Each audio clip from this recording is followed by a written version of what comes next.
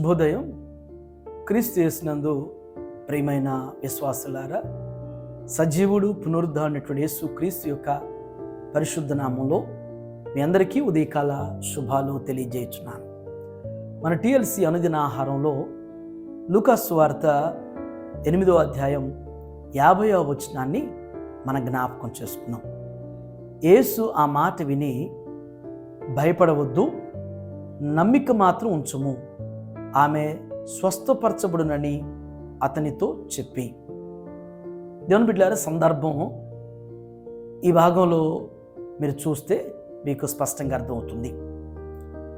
శతాధిపతి యొక్క కుమార్తె మరి చనిపోయినప్పుడు ఆ సమాజ మందిరపు అధికారి మరి యేసు స్వామి మీద చాలా విశ్వాసం ఉంచాడు. కానీ సమాజ మందిరపు అధికారి విశ్వాసం ఉంచాడు, కానీ చుట్టూ ఉన్నటువంటి వారే ఆయనను నిరుత్సాహపరుస్తున్నారు, ఆయనను విమర్శిస్తున్నారు, ఆయన నమ్మికను భంగపరిచేటువంటి మాటలు వారు మాట్లాడుతూ ఉన్నారు. మన జీవితంలో కూడా దేవుని బిడ్డలారా, ఇలాంటి మనుషులు మన చుట్టూ కూడా మన పరిసరాల్లో కూడా లేకపోలేదు.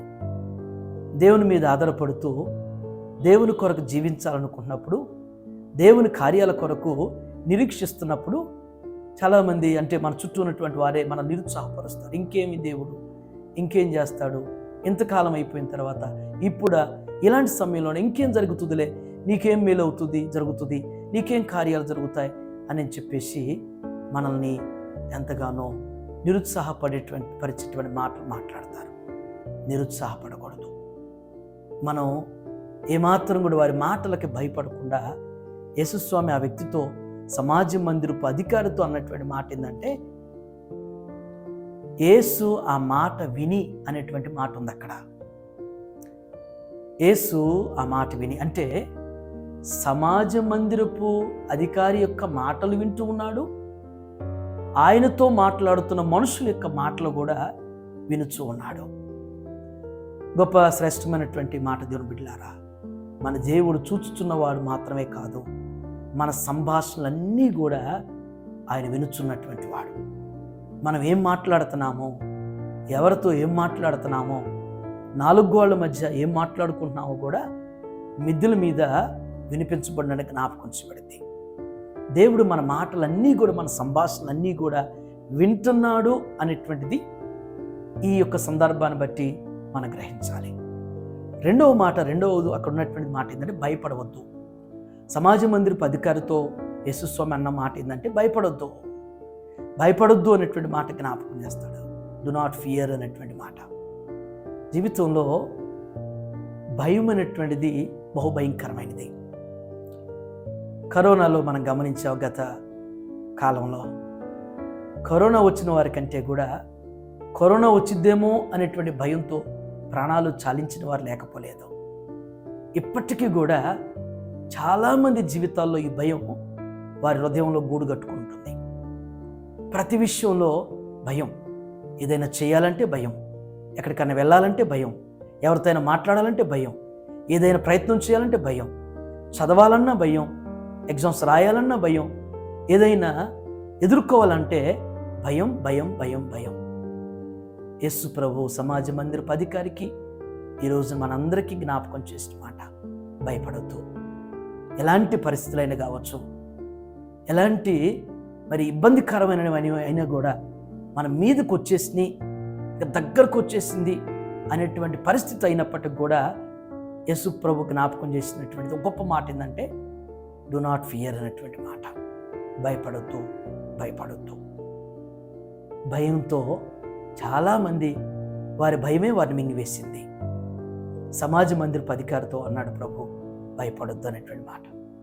మూడవ తలంపు అంటాడు, నమ్మిక మాత్రం ఉంచు అంటాడు. నమ్మిక మాత్రం ఉంచు. అన్ని మాటలు విన్నాడు, భయపడొద్దు. మూడవ మాట, నీవు నమ్మిక మాత్రం ఉంచు. యేసుస్వామి మీద నమ్మిక ఉంచు. ఈ రోజున ఆ నమ్మిక మనకుందా? యేసుక్రీస్తు కార్యాల మీద నమ్మిక మనకుందా? నా ప్రభు నా జీవితంలో, నా కుటుంబంలో, నా బిడ్డల జీవితంలో ఏదైనా చేయగలుగుతాడు, చేస్తాడు అనే నమ్మిక ఈరోజు మనకుందా? నమ్మిక ఉంచితే గొప్ప కార్యాలు చూస్తావు.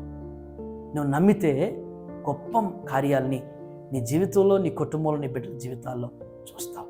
సమాజ మందిరపు అధికారికి ప్రభు చెప్పిన మాట అదే. చివరి మాట, 4వ మాట ఏమంటాడంటే స్వస్థపరచబడను. ఆయన కుమార్తె స్వస్థపరచబడింది. ఆ పరిస్థితి నుంచి లేపబడింది. ఎవరైతే నమ్మిక ఉంచుతారో వారి పరిస్థితి నుంచి లేపబడతారో, వాళ్ళ బలహీనత నుంచి విడిపించబడతారో, వారి అనారోగ్యాల నుంచి స్వస్థపరచబడతారు.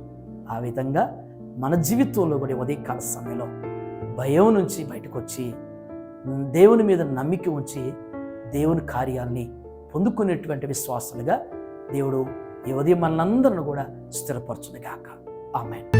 దీవించావే సమృద్ధిగా, నీ సాక్షిగా కొనసాగమని, ప్రేమించావే నన్ను ప్రాణంగా నీకు.